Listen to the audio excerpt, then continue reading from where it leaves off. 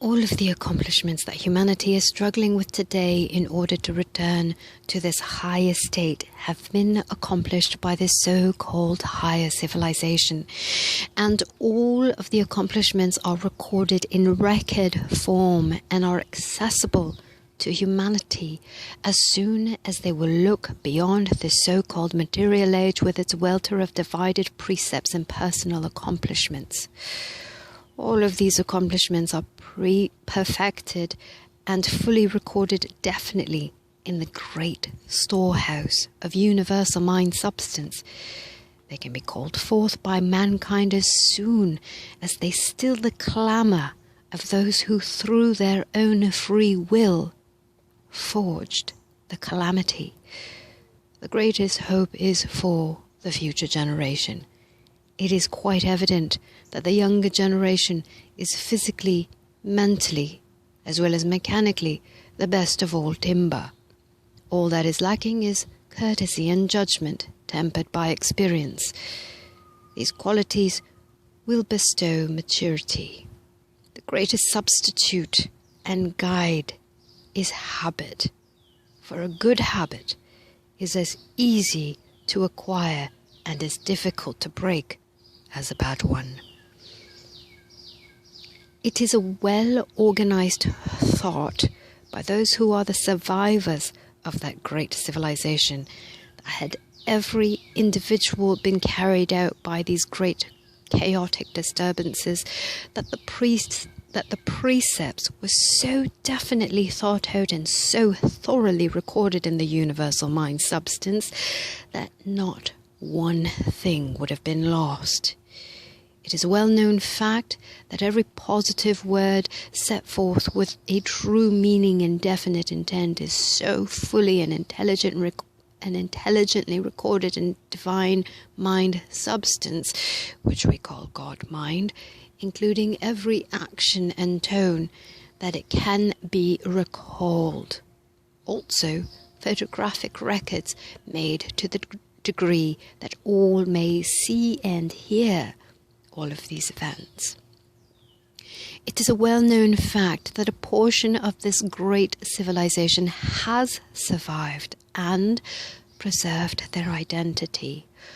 Although they have withdrawn into more or less seclusion, nevertheless, they are awaiting the time, which is not far distant, when they may come forth and proclaim their identity.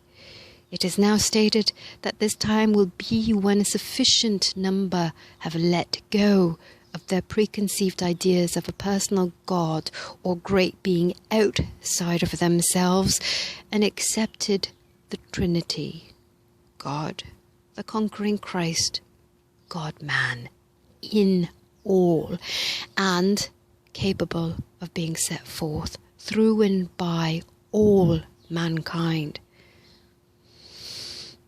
These records can in no way be varied or distorted. Neither can so-called time distort them. There are no miracles or superhuman experiences. They are natural, fixed conditions.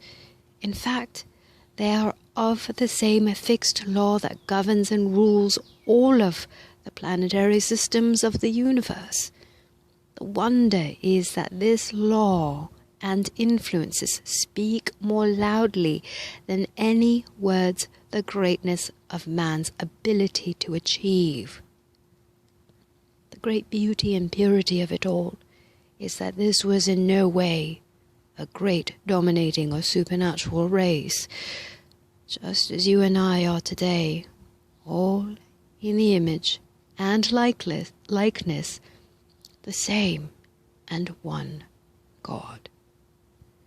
Then let us all worship together this one great, noble God-man, looking first for God in all, then seeing the conquering Christ in every face, uniting all in God-man, knowing that every image that is set up outside of man is but an idol, and is but an idol with feet of clay that is readily broken by the spoken word. With this you can cloth all science and all religion with the same garment from the one source, as all is one truth. Truth is the law of science. By thinking divinity, man establishes divinity within himself and also adds to the great reservoir of cosmic energy and force. That force becoming a great power within itself.